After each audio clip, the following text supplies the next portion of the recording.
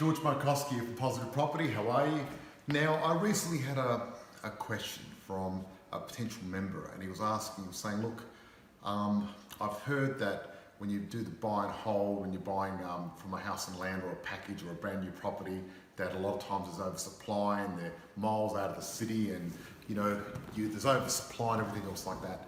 And he was concerned about that, and it's a very good concern. And the thing is, the fact of it is, whether you're buying new or old, or it doesn't matter what type of property you are, you've got to do your due diligence. Due diligence is the most important thing, right? And when you're doing your due diligence, we've got to look at quite a few factors. I'm just going to go through a few quick ones. Now, with an area, one we've got to look at, if you're looking at buying an area, there needs to be a lack of supply. What does that mean? Well, if you've got an area like a suburb that's landlocked, that's a good sign. But if there's lots of space around it, like say you're in the middle of nowhere, then it's not a good sign, because you can always get an oversupply. Another area you can get an oversupply is in the CBD because of units. So when you buy a unit, you can be oversupply. So you're less likely to get oversupplied with property if you've got a house and land or you've got a townhouse, but you still need to be in a suburb that's surrounded by other suburbs and quality suburbs. It's very, very important. Also, you look at vacancy rates and how many internet searches there are, and average vendor discount and things like that. So there's quite a few numbers, and you've got to get your numbers right. And when I do my research, I pay for the premium research so I can get all my numbers and get the stats right. Because if you get all the stats right, then you know, is it going up, is it going down? You can actually see it, because you can compare it to different suburbs. And you want to go for an area that's 7 o'clock. So what you want to do is you want to make sure you get your numbers right.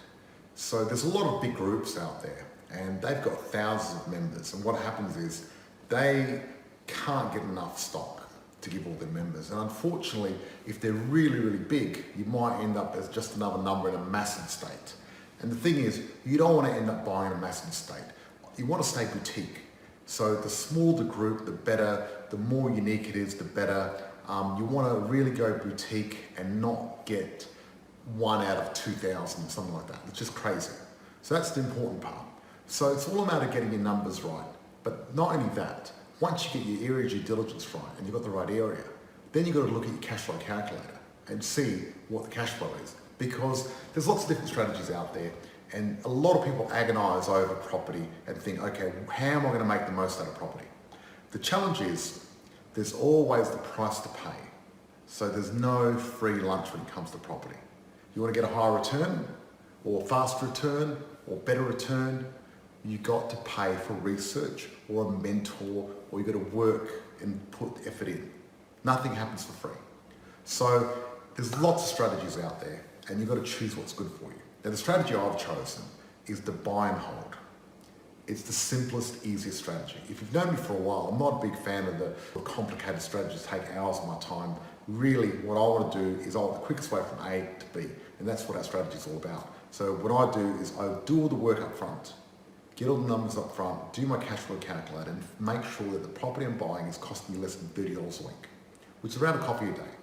And I haven't given up my coffee, I still have my coffee. So then what happens is, if all the due diligence is done, there's higher demand than supply, and then the property is less than $30 a week, great, I'll buy it. Now what happens is property averages around 7% in Australia in the long run. Now let's say you get in 10 years, you get 7% return on average. That means that if you buy a $400,000 property, in 10 years it'll be worth 800, you've made 400,000, and it's cost you $30 a week. Maybe for the first year or two, after that it's actually positive. So let me ask you, is that a good return? It's an excellent return. It's fantastic. If you want to get better return, it's going to be risky. I think there's the good balance between return and risk, and it's the safe and good way to do it. But it's all up to you. And that's some of the fundamentals that you need. And the thing is, the most important thing is you need to educate yourself and really learn about this, because most people have a fear of investing in property, and you should have a fear if you don't know what you're doing.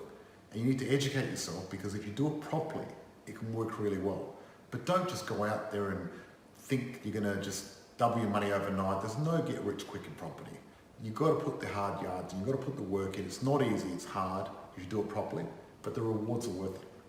And that's part of how we do our research. So hope that helps, and keep watching for more education.